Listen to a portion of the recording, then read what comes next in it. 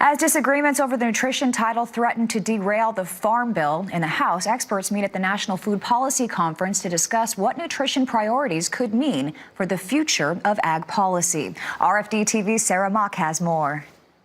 Proposed changes to the Supplemental Nutrition Program, commonly known as food stamps, is riling Washington. That there seems to be a collision between the people who want to preserve SNAP largely in its current form and people who want to make major changes in the SNAP program. I think there are fewer differences on the farm and commodity titles. We should not be using SNAP as a way to conduct some sort of major welfare reform.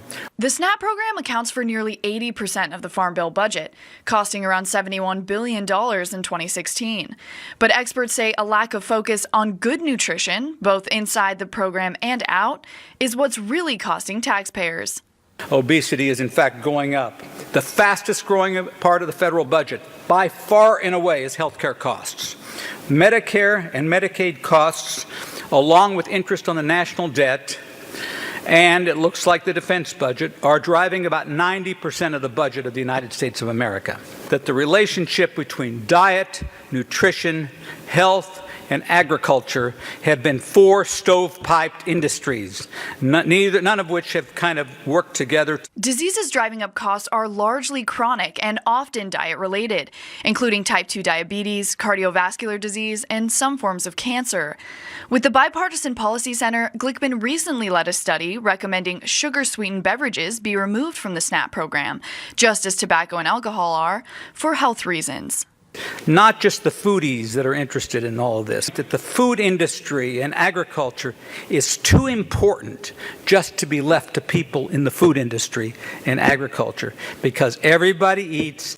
Glickman also says the food industry, including farmers, will have to step up to address health issues related to nutrition, and federal policy may be needed to set the course. Clear that the food companies are much more aware of the challenges, so are their shareholders, and what will the government's role play in this issue of transparency, either through regulation or through encouraging companies to be more transparent. Given the overlap between federal programs like SNAP and Medicare, Glickman says ensuring these activities are coordinated is vital, not only to reaching the goal of feeding America's hungry, but to make sure taxpayer funds go towards nutritious diets up front, rather than to treating expensive diet-related diseases down the road.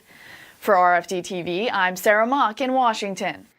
Now, Glickman stands in opposition to the administration's so-called Harvest Box proposal earned him applause at Wednesday's event. The proposal recommended replacing a portion of a recipient's SNAP allowance with boxes of shelf-stable food.